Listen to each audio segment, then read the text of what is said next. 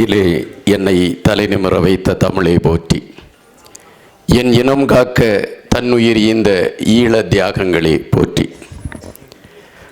இங்கு ஏற்புரை என்பது எப்பொழுதுமே அது ஒரு நன்றியுரையை போலத்தான். ஆயினும் இந்த விழாவில் இந்த நூலை எழுதுவதற்கு எனக்கு ஒரு வாய்ப்பு கிடைத்தது பொழுது நான் ரொம்ப மகிழ்ந்தேன். அது எப்படி இருந்தது என்றால், எருசலேம் வீதிகளிலே குருடர்கள் உட்கார்ந்திருந்து கொண்டு இயேசுவை பார்த்து கேட்பார்களாம், தாவீது யாராவது எங்களுக்கு உதவ மாட்டீர்களா என்று. அப்பொழுது அந்த வழியே சென்ற இயேசு கிறிஸ்து அவர்களுக்கு உதவி செய்து அவர்களுடைய கண்களை திறந்து வைப்பாராம். அப்படித்தான் நான் கண்கள் திறக்கப்பட்டிருந்தேன். அதற்கு ஒரு காரணம் உண்டு. கொரோனா காலத்திலே எல்லாருடைய வேலைகளும் பறிக்கப்பட்டு கொண்டிருந்த அந்த காலகட்டம் அது. ராஜு அவர்கள் மிடாலில் இருந்து விலகிவிட்டார்கள். அது விலகி ஒரு மாதம் அல்லது 2 மாதத்தில் மிடாலில் இருந்து நானும் வெளியேற்றப்பட்டேன். விலகினேன் என்று சொல்வதை விட வெளியேற்றப்பட்டேன். அந்த சூழலில் 1 வருடம் நான் வேலை இல்லாமல் தான் திரிந்து கொண்டிருந்தேன். நான் ரொம்ப மெலிந்து போய்விட்டேன். ஒரு அதிக நேரம் எடுத்த ஒரு 2 நிமிடங்கள் அதிகம் எடுத்தால் மன்னித்துக் கொள்ளுங்கள். நான் வேலை இல்லாமல் திரிந்து கொண்டிருந்தேன். திடீரென்று ஒரு நாள் ராஜு அவர்களிடமிருந்து எனக்கு ஒரு அழைப்பு, இலக்கிய சாரல் விழா நடத்துகிறோம், நீ வர வேண்டும் என்றார்கள். சரி என்று நான் போனேன். அங்கு என்னை பார்த்தார்கள் ராஜு அவர்கள். என்ன நினைத்தார்கள் என்று தெரியவில்லை. மறுநாள் அல்லது 1 வாரம் கழித்து திருப்பி என்னை அழைத்தார்கள். அழைத்து ஒரு கவரிலே என்னை பார்த்தவர்கள், இவன் இவ்வளவு சிரமப்பட்டு கொண்டிருக்கிறான் என்று நினைத்தார் என்று நினைக்கின்றேன். ஒரு கவரிலே கொஞ்சம் பணத்தை வைத்து என் கையில் கொண்டு கொடுத்தார். இந்த பணத்தை நீ வைத்துக்கொள், மாதம் மாதம் எங்கள் வீட்டில் வந்து இதுபோல பணத்தை வாங்கி கொண்டு செல் என்று குறிப்பிட்டார்.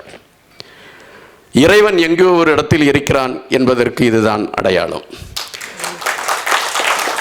அந்த பணத்தை கொடுத்தவுடன் ராஜு மேடமும் அங்கே இருந்தார்கள் என்று நினைக்கின்றேன். அவர்களும் வைத்துக்கொள் இன்பா என்கின்ற அந்த ஒரு பண்பு. அப்பொழுதே நினைத்து விட்டேன், ராஜு அவர்களுடைய வாழ்வியலை மையப்படுத்தி ஒரு நூல் எழுத வேண்டும் என்று.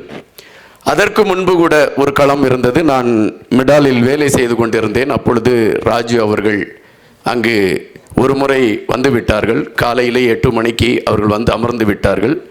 ஒரு நோயாளி, நான் வர தாமதமாகிவிட்டது, ஒரு நோயாளி அங்கு படுத்திருந்தார். அது நான் வந்த பிறகு அந்த சிகிச்சையெல்லாம் எடுத்த ஸ்கேன் எடுக்க வேண்டியதை எடுத்து முடித்து விட்டேன். முடித்து விட்ட பிறகு ராஜு அவர்கள் என்னை கூப்பிட்டு, எந்த நேரத்திலும் காலதாமதமாக வரக்கூடாது, அதில் ஒரு உயிர் பாதுகாக்கப்பட வேண்டியது இருக்கிறது என்று குறிப்பிட்டு விட்டு சென்று விட்டார்கள். ஒரு மறுமுறை வந்த பொழுது நான் ஒரு கவிதை புத்தகம் எழுதியிருந்தேன். அது ஃபுல்லாகவே காதல் கவிதை. அந்த கவிதை புத்தகத்திலே இதை ராஜு அவர்களிடம் கொடுத்தேன். இந்த புத்தகத்திலே எந்த பக்கத்தில் தாயை பற்றி எழுதியிருக்கிறாய், அதை வாசி என்றார்கள். நல்லவேளை அதிலே எங்கள் அம்மாவை பற்றி ஒரு கவிதை எழுதியிருந்தேன். அதை வாசித்தேன். நன்றாக இருக்கிறது என்று அங்கே இருக்கக்கூடியவர்களிடம் சொன்னார். இவன் எழுதுவதற்கு எந்த தடையும் செய்யார்கள், அவனுடைய திறமையை அவன் வெளியே கொண்டு வரட்டும் என்று கட்டளையிட்டார். ஒரு உரிமையாளர் அப்படி ஒரு கட்டளையை விடுவதற்கான வாய்ப்பு இல்லை. ஒரு இளைஞர்களை ஊக்குவித்த ஒரு மாபெரும் தலைவனை குறித்து நான் ராஜு அவர்களை தலைவன் என்று தான் குறிப்பிடுவதில் பெருமை கொள்கின்றேன். காரணம், ஒரு 70,000 பேருக்கு ஒரு மனிதனால் வேலை கொடுக்க முடியும் என்றால் அது ராஜு அவர்களால் மட்டும்தான் முடியும்.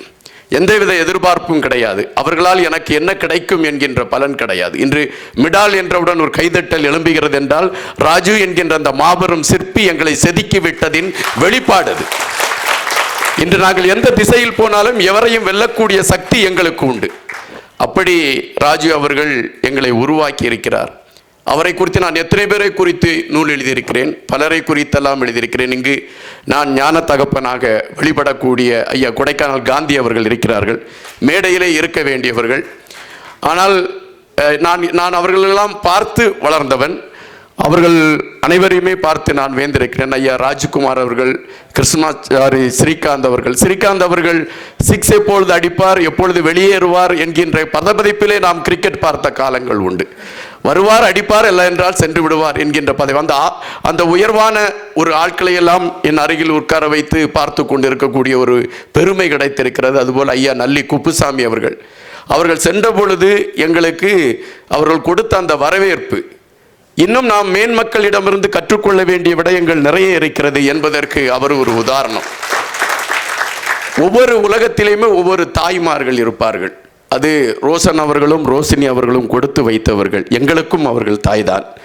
நாங்களும் அதிலே பங்கு போட்டுக் கொள்கிறோம். காரணம், இந்த விழா நடத்துவதற்கு முன்பாக ஒவ்வொருவருக்கும் நாம் என்னென்ன மரியாதை கொடுக்க வேண்டும், யார் யாரை எங்கெங்கு உட்கார வைக்க வேண்டும், நீ எத்தனை மணிக்கு வர வேண்டும், இவர்கள் அங்கு காவல் நிற்கக்கூடாது என்று ஒவ்வொன்றையும் அவர்கள் பார்த்து செய்த விதம் வியக்க வைத்தது. ஐயா அவர்களை குறித்து எப்பொழுதுமே மூலத்தை குறித்து நாம் கடைசியில் தான் பேச வேண்டும். ஐயா அமைச்சர் அவர்கள் முதலில் இந்த விழாவுக்கு அமைச்சர் வருவார்களா வரமாட்டார்களா என்கின்ற விடயத்தில் ஐயாவை குறிப்பிட்டார்கள். சில தடுமாற்றங்கள் இருந்தன. ஆனால் ஐயா உங்களுடைய கரத்தால் எங்களுடைய இந்த நூலை வெளியிடுகிறது என்பது என்னுடைய தமிழ் பூப்படைந்ததாகவே நான் நினைக்கின்றேன். அதுபோல் ஐயா சுமந்திரன் அவர்கள் பேசினார்கள். அவர்கள் நிறைய விடயங்களை குறித்து பேசினார்கள். அது ஆங்கிலத்தில் இருந்ததால் என் போன்றவர்களுக்கு அது புரிவதற்கு சற்று சிரமமாக இருந்திருக்கும் என்று நான் நினைக்கின்றேன். பட் அவை மொழிமாக்கம் செய்யப்பட்டிருந்தால் இன்னும் பல விடயங்கள் மக்கள் மன்றத்திலே அது அடைவதற்கான ஒரு களத்தை எட்டியிருக்கும்.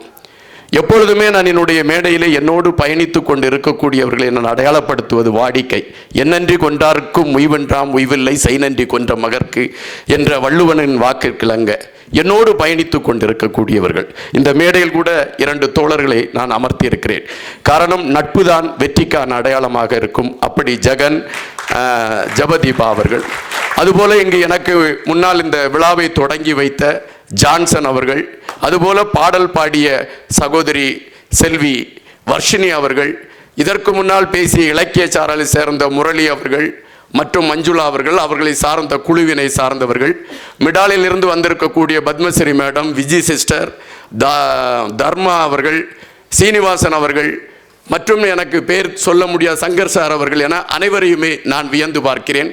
கடைசியில் பாலமாக இருக்கக்கூடியவர்கள். எங்களுடைய கைத்தடி பதிப்பகத்தை நான் இவ்வளவு தூரம் 7 வருடம் நடத்தி கொண்டு வந்திருக்கிறேன். கைத்தடி பதிப்பகத்தில் எதுவுமே வராது, பணமே வராது. ஆனாலும் இந்த பதிப்பகத்தை வீம்புக்கு நடத்தி கொண்டு இருக்கின்றேன்.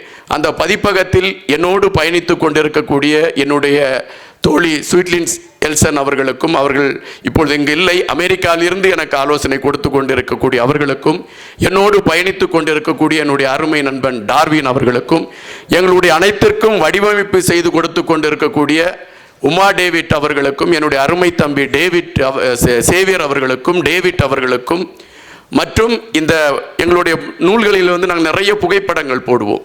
அந்த புகைப்படத்திற்கு எல்லாமே களம் அமைத்து கொடுத்து கொண்டிருக்கக்கூடிய என்னுடைய அருமை தோழர் ஸ்டில் ஞானம் அவர்களுக்கும், மற்றும் நான் என்னோடு பயணித்து கொண்டிருக்கக்கூடிய யாரையாவது விட்டிருந்தால் நீங்கள் மன்னித்துக் கொள்ளுங்கள். இந்த மேடையிலே நான் நிற்கிறேன் என்றால் அது நீங்கள் இட்ட பிச்சை, நீங்கள் எனக்கு கொடுத்த வரம், நீங்கள் எனக்கு கொடுத்த களம்.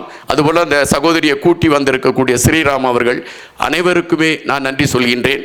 நான் இந்த மேடையிலே என் சார்ந்த பதிவுகளை வைப்பதை விட அனைவருக்கும் நன்றி சொல்ல வேண்டும் என்கின்ற பதிவைத்தான் வைத்தேன். அதுபோல் இன்னும் 2 பேருக்கு சொல்ல வேண்டும். ஒன்று ரோசினி அவர்கள், இன்னொன்று ரோஷன் அவர்கள், அதேபோல் ரோசினி அவர்களுடைய கணவர் பிரசாந்த் அவர்கள்.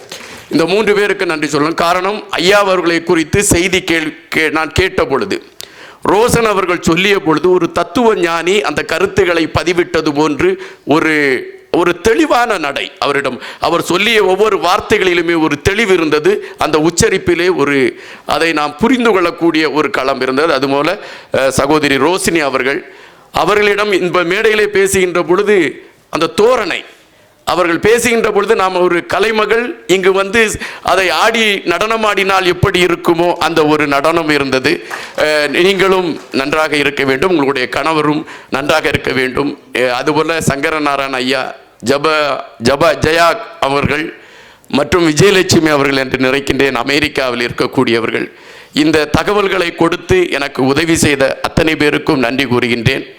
ராஜு அவர்கள் ஐயா அவர்களை குறித்து எழுதியது விவிலியத்தை, அன்றைய காலகட்டத்தில் கான்ஸ்டியன் என்கின்ற மன்னன் விவிலியத்தை வடிவமைத்து இதுதான் விவிலியம் என்று கட்டமைத்தது போல உங்கள் நூலை நான் எழுதியது ஒரு விவிலியத்தை வடிவமைத்தது போலவே கருதுகிறேன். ஒரு குரானை 100 உம்ராக்கள் இருந்து எழுதியது போலவே கருதுகிறேன். ஒரு பகவத்கீதையை வடிவமைத்தது போலவே கருதுகிறேன். எனக்கு இந்த வாய்ப்பை வழங்கிய அனைத்து நல்ல உள்ளங்களுக்கும், அதிக நேரம் கொடுத்து உதவிய அமைச்சர் அவர்களுக்கும், மேடையில் இருக்கக்கூடிய அனைவர்களுக்கும் என்னுடைய நன்றியை சொல்லிவிட்டு வாழ்கின்ற பொழுதும் வீழ்கின்ற பொழுதும் வாழ்க தமிழ் வெல்க தமிழ் என்று கூறி விடைபெறுகிறேன். நன்றி, வணக்கம்.